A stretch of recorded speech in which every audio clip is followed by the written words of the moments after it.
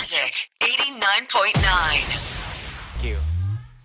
Let's give it up for Wacky and the Winstons. You're on Night Live with me, Isabel.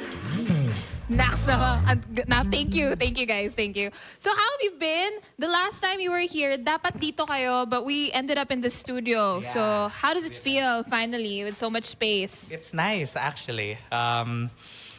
Before nung nasa studio tayo, it was smaller Yeah. yung room. Tas Cramped. And ang medyo dami mas nyo. marami kami. Yeah. So it was a bit harder to hear ourselves, but now at least yung room gamit That's na. true.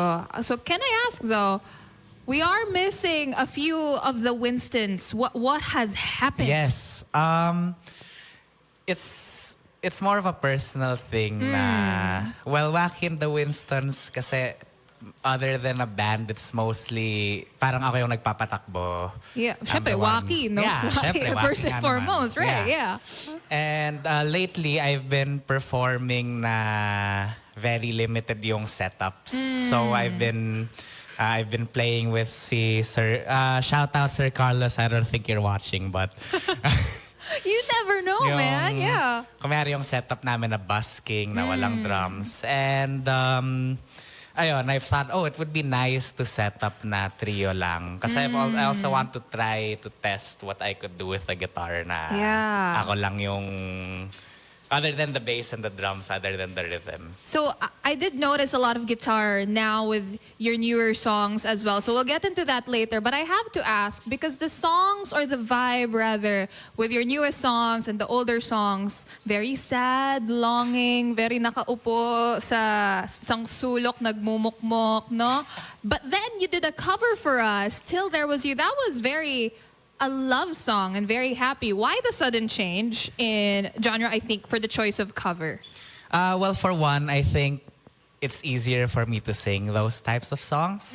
Well, not easier, but I could feel it more. Yeah. And another, okay, pag live setup kasi, and you know, you've got two guitars, you've Yeah. got a keyboard, you've got drums, usually acoustic drums, hindi yung parang e-drums natin ngayon.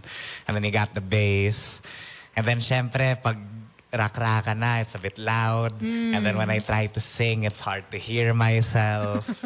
You know, so I've been really practicing na, other than this trio setup, I've been practicing na pag nagigig kami, hinaan natin ng or let's try to control the sound. Yeah. And along with that, I think, since matagal kasi yung gaps ng releases namin, I've wanted to, so many people have been telling me, look like from the 70s or 80s. Ganon. It's the hair, dude. I Yeah. have to say, it's the hair. And parang naisip ko, I think if I lean into that, even with yung sound, might be better.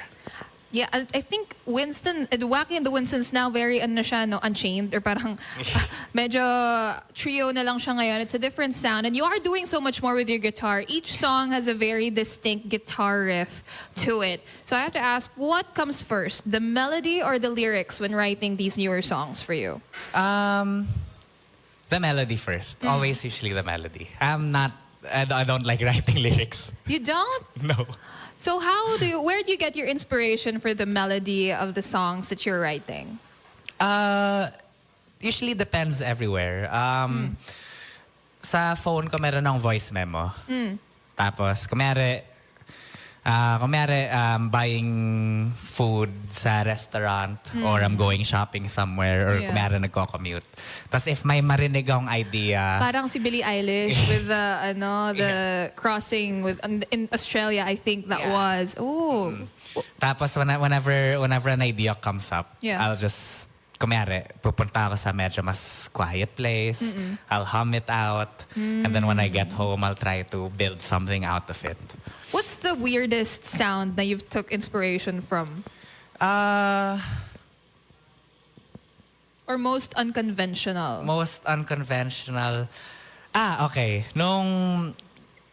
So, usually yung sound ko is like, soul, Yeah, we've pop. talked about this. I asked him a question. What is the genre of Wacky and the Winstons? You'd think it's a straightforward answer, but no, there was a bajillion. Pop, punk, not punk, funk. blues. Actually, not really funk either, pero ayun. Basta they're Wacky and the Winstons. That is the genre Yeah. in itself. My first few songs, nakapulot ako sa mga emo bands. Oh. Like, My Chemical Romance, mga ganon. Not Emo goth? Is it? Emo bands? Yeah, emo. Ooh, okay. So for the newer songs, you did 2 new songs, unreleased songs. When are these songs going to be released? When can the people find these songs online? So one of our songs, Sinungaling, that's the one that we're working on right now. We're currently mixing it. Shout out Leonard. Hiatus siya ngayon. So si Jack yung bassist ko ngayon. He's finishing his thesis. So good luck, Leonard. Good luck indeed. Yeah. And anyways, yeah, he's mixing the song right now. Sobrang na-sidetrack ako. And we're planning to release it siguro mga July. Ooh, very excited. But so give the people a teaser. What is the song about? What was the process of writing the songs? Kasi you said hindi masyadong hiyang tayo sa lyrics, right? So I'm Yeah. sure we have to listen to the melody to really encapsulate the song. But what did the lyrics mean to you? What does the song mean to you as well?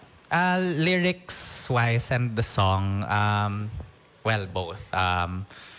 Both of them, to me, is a song I wrote about feeling like you know how everyone around sometimes will go like, oh, nice meeting you, or parang ang bait ng tao. The niceties lang that they The give you. niceties Yeah, yeah. of social life or social interaction. And then you go home and like, oh, I think that person's like bawling. I think baka peke ito, baka binobola lang ako nito. Oo. So it's about that general feeling. And I turned it into a love song. Ooh. So it's like when you're trying to get with someone and they're showing all the signs of being interested, but you don't believe it. Oh, it's like So it's like, stop lying to me. It's that very difficult first date feeling. Come closer to Yeah. the frame, my dear. Okay, there we go. Yes. Ito pala yung ayan. frame. Yeah. Ayun, no? Like, there is a big, huge monitor on it. Dito kasi yung TV. So parang... Sinusundan mo yung TV, no? Okay, so it's that feeling na parang di ka yata interested sa akin. Parang ganon. Oh, have you ever felt that way though? Have you ever met anybody and then when you got home you said parang last na to? I think so. Yeah, I'm pretty sure. Less in dating contexts, more of like... In general, general. day-to-day situations. Yeah. Okay. For example, may nakainuman kang kaibigan mo tapos may dala sila. Tapos pag-uwi mo, parang trip ba niya talaga ako? Parang na-off ata ito sa akin Oo. Dami ko atang nasabing mali. Parang masyado yata ako nagpakalasing nung Oo. nag-inom ko.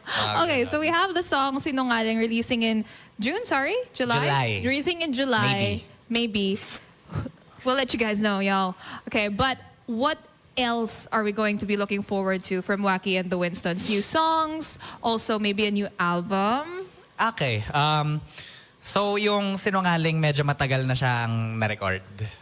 So, but the reason why we want to release it July is because we want to start recording an EP na. Ooh. Yeah, one of the songs that are gonna be the first song, yung Automatic. Yeah. And while we're preparing for an EP, we're trying to get our online presence up, trying to do more gigs. And one of the reasons why mas nagawa ko na yung setup na to with Wacky and the Winstons is pati yung mga solo gig ko masali ko na. So it's like it's just Portable one thing. na yung Wacky and the Winstons. Pocket size Yeah. na kayo. Not just that, parang if I want to get a full sound, I'll get more people. Yeah. If I want to get a more intimate sound, babawasan ko.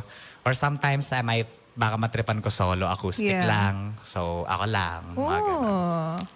So much is happening for you in the future and very flexible as well because it truly depends on the sound that Yeah. you're going for. It really depends. Yeah. There are a lot of venues na, for example, isa lang yung guitar amp. Or for example, walang space for everyone. May space naman pero sobrang... May space pero para kayong mga Parang sardinas. sardinas. Oo. Tapos Okay. pag sardinas kasi parang hirap maka-feel yung kanta eh. Yeah, you can't move. And you are somebody who moves a lot when you Yeah. do. Yeah, you at least move your arms a lot Yeah. when you try to do your music. So on the EP and on the songs, we're going to hear a fuller version of the band. But during gigs, which I noticed that you guys do have a lot of gigs coming up, we're going to have it depending on what the vibe of the gig is. So Yeah. where can we find you? Because of course, every gig is a different type of song and every version of song that you guys are gonna have. Where can we find your gigs? Where will you be in the next few days or weeks probably? I'll just advertise. This Saturday, we're playing for Biaya Animal Welfare gig at Ayala Market, Ayala. Saan ba yun? BGC. Oh, yeah. Market Ayala. Ayala Market. Ayala Market. Ayala. Actually, do you have a dog?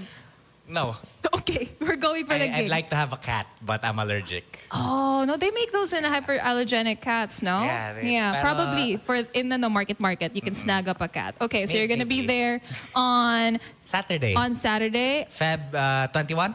Yes, that's February 21. 21. Okay, and any other more gigs coming up in the next few weeks for you? Next few weeks, well, while not the Winstons, I usually play guitar sa Legazpi Sunday Market every Sunday. So you could find me there. Kami, usually tumatambay kami sa places like Tiny Bar and Backdoor. Shout out sa mga venues na yun. Lagi namin ka-hangout. And yung next gig namin aside from this 21, I think March pa. Oh, okay, Yeah. March. We will see March you. 6. March 6. Tiny Bar. Okay. We will see you guys around for sure. More gigs. And of course, the music is coming very, very soon. Coming soon. And the EP, we are awaiting the EP Yeah. since last year, right? Okay, so get to it, Waki, I swear. Bagal ko kasi magsalat eh. Pero, Pero Pwede no, na. it's good and it is coming very, very soon. Yeah. And everybody is for sure excited. And let's get those socials up. Plug your socials. Where can we find you online? follow us at Wacky and the Winstons. That's WAKI, or there sa bottom left corner. And when I do this, like I'm pointing right now. Dito The pala. other side. Ayan. Okay. Yeah, here. Right. If you are watching us on Facebook and on Twitch, it is on the bottom Here. left corner. That's at Wacky and the Winstons everywhere on social media. Yeah, we're on Instagram, YouTube, TikTok. We have Facebook too. And yeah, Yes, there you go. Follow them and stream their songs. It is also on all digital streaming platforms. And of course, new songs to come very, very soon. very, very soon. And there is also a lot of gigs that you can catch them on. You can find it at their socials. That's at Wacky and the Winstons everywhere. Thank you so much, you guys, Thank for you, Mrs. coming Bell. onto Thank Night you, Live. DJ. We are expecting you with a new EP sometime in the next few months. Once again, Yes, you're on Night this year. Live with Wacky and the Winstons. I'm Isabel, and you're listening to today's best music. We are Magic 89.9. Magic 89.9.